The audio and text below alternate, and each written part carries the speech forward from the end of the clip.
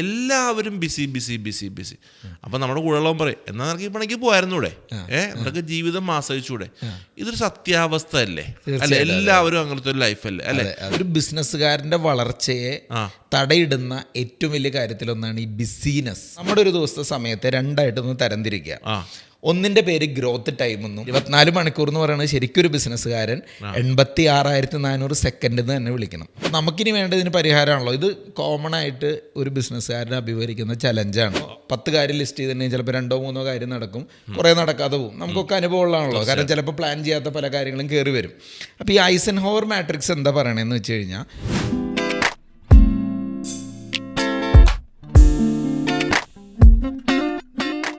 വളരെ പോഡ്കാസ്റ്റിംഗ് എപ്പിസോഡിലേക്ക് നമ്മുടെ എല്ലാ സുഹൃത്തുക്കൾക്കും സ്വാഗതം. വളരെ സന്തോഷം. ഈ ഒരു സെഗ്മെൻറ്റ് നമ്മുടെ ആളുകൾക്ക് പ്രയോജനകരമാകുന്നു എന്നറിയുന്നതിൽ വളരെ വളരെ സന്തോഷം അല്ലേ?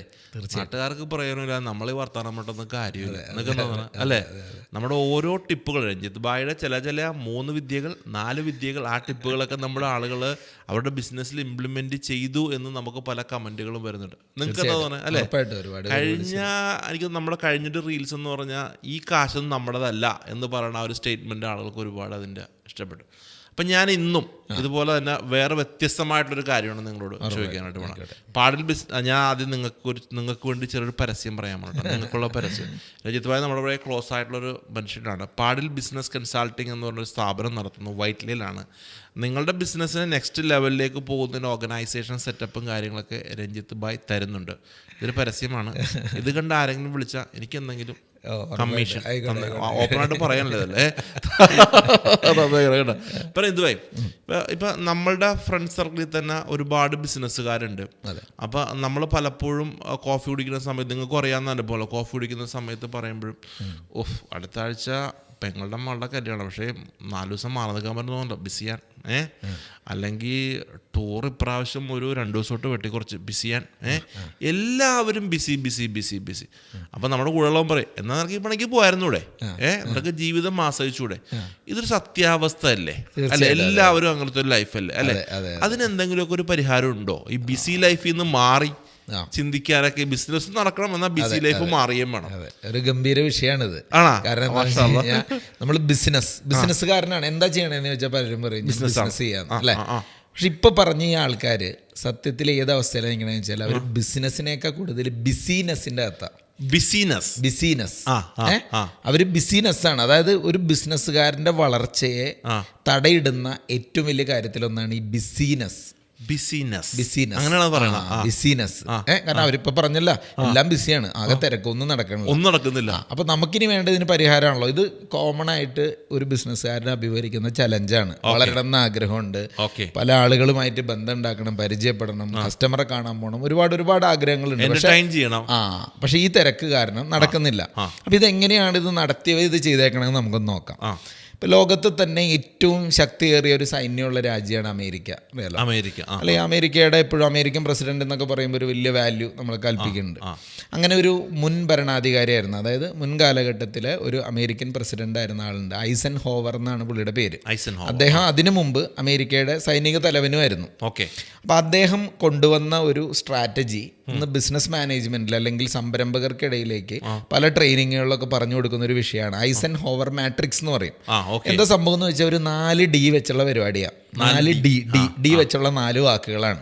അതായത് ഡു, ഡെലിഗേറ്റ്, ഡിസൈഡ്, ഡെലിറ്റ് എന്ന് പറയുന്ന 4 കാര്യങ്ങളാണ്. ഇതെങ്ങനെയാണിത്? അതായത് ഒരാൾ എന്താ ചെയ്യേണ്ടതെന്ന് വെച്ചാൽ, ഇന്നിപ്പോൾ പലരും രാവിലെയൊക്കെ അവരുടെ ഡയറിയിൽ ഒരു ടു ഡു ലിസ്റ്റ് ഒക്കെ ഉണ്ടാക്കും, അല്ലെങ്കിൽ ചിലർ ഇന്നിപ്പോൾ ഇഷ്ടംപോലെ ആപ്പുകളൊക്കെ ഉണ്ട്, പലരും ഫോണിലൊക്കെ ഇന്ന് ചെയ്യേണ്ട കുറേ കാര്യങ്ങൾ ലിസ്റ്റ് ചെയ്യും. പക്ഷെ പലപ്പോഴും സംഭവിക്കുന്നത് എന്താണെന്ന് വെച്ചാൽ, വൈകുന്നേരം ആകുമ്പോൾ 10 കാര്യം ലിസ്റ്റ് ചെയ്തിട്ടുണ്ടെങ്കിൽ ചിലപ്പോൾ 2-3 കാര്യം നടക്കും, കുറേ നടക്കാതെ പോകും. നമുക്കൊക്കെ അനുഭവമുള്ളതാണല്ലോ. കാരണം ചിലപ്പോൾ പ്ലാൻ ചെയ്യാത്ത പല കാര്യങ്ങളും കയറി വരും. അപ്പോൾ ഈ ഐസൻഹോവർ മാട്രിക്സ് എന്താ പറയണതെന്ന് വെച്ച് കഴിഞ്ഞാൽ, നമ്മളൊരു 4 ക്വാഡ്രൻറ്റുകൾ അല്ലെങ്കിൽ 4 പാർട്ടായിട്ട് തിരിക്കുകയാണ് നമ്മുടെ ടു ഡു ലിസ്റ്റിനെ. നമ്മളൊരു ടു ഡു ലിസ്റ്റ് എഴുതി അല്ലെങ്കിൽ ആപ്പിലുണ്ടെന്ന് വിചാരിക്കുക. ഈ ടു ഡു ലിസ്റ്റ് എടുത്തിട്ട് 4 പാർട്ടാക്കുകയാണ്. ഈ 4 പാർട്ട് എന്ന് പറയുന്നതിൽ part number 1 important and urgent. അതായത് നമുക്ക് ചെയ്യേണ്ട കാര്യങ്ങൾക്കകത്ത് ഏറ്റവും ഇമ്പോർട്ടൻറ്റും ഏറ്റവും അർജൻറ്റും ആയിട്ടുള്ള കാര്യത്തെ എടുത്തിട്ട് ഒന്നാമത്തെ കോളത്തിൻ്റെ പേര്, ആദ്യത്തെ ഡിയുടെ പേര് ഡു എന്നാണ്. Do it now. അതായത് ഏറ്റവും ഫസ്റ്റ് പ്രയോറിറ്റി ചെയ്യേണ്ട കാര്യങ്ങൾ. അപ്പം നമുക്ക് ഏറ്റവും അർജൻറ്റുമാണ്, ഏറ്റവും ഇമ്പോർട്ടൻറ്റും ആണ്. അപ്പം അതിന് ഒഴിച്ചുകൂടാൻ പറ്റില്ലല്ലോ. അതെന്തായാലും ചെയ്യേണ്ട നിർബന്ധിത ലിസ്റ്റായ ഡു ഇറ്റ് നൗയിലേക്ക് എഴുതുന്നു ഫസ്റ്റ് കോളം. ഓക്കെ. ദെൻ രണ്ടാമത്തെ കാര്യം നമ്മൾ നോക്കുകയാണ്, ഭയങ്കര അർജൻറ്റാണ്, പക്ഷേ നമുക്കത്ര ഇമ്പോർട്ടൻ്റ് അല്ല. ഇപ്പോൾ ഫോർ എക്സാമ്പിൾ ഇബാദ് ഭായിനെ സംബന്ധിച്ചിടത്തോളം ഒരാളോട് ഏറ്റവും ഒരു കാര്യം, നമ്മുടെ കമ്പനിയെ സംബന്ധിച്ച് ഭയങ്കര, ഇബാദ് ഭായിയുടെ ഓർഗനൈസേഷനെ സംബന്ധിച്ച് അത് ഭയങ്കര അർജൻറ്റാണ് കൊടുക്കേണ്ട. പക്ഷേ ഇബാദ് ഭായി തന്നെ വേണമെന്നില്ല, ചിലപ്പോൾ നമ്മുടെ ടീം മെമ്പർ മതിയായിരിക്കും. ഇതാണ് രണ്ടാമത്തെ ഡി ആയ ഡെലിഗേറ്റ്. ഡെലിഗേറ്റ് ചെയ്യാന്ന് പറയുമ്പോൾ നമ്മുടെ ടീം മെമ്പർക്ക് അത് പകുത്ത് നൽകിയേക്കാണ്.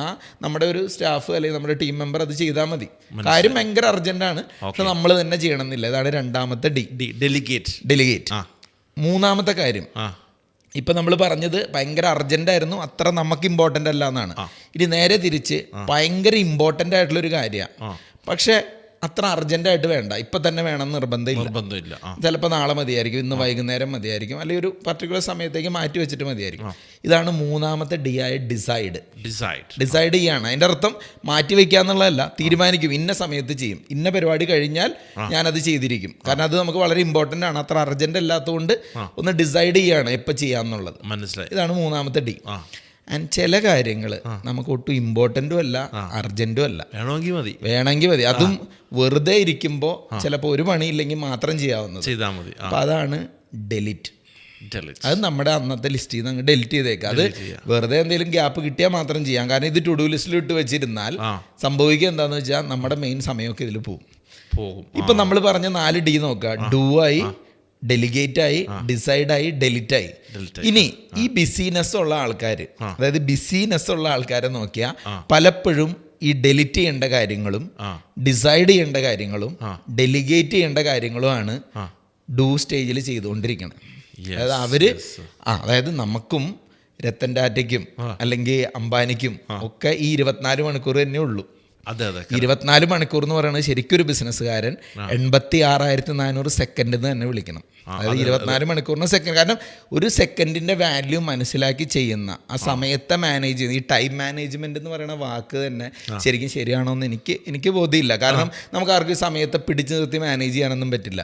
പ്രയോറിറ്റൈസേഷൻ ആണ് ഇമ്പോർട്ടൻറ്റ്. പ്രയോറിറ്റി, എന്തിന് മുൻഗണന കൊടുക്കണം.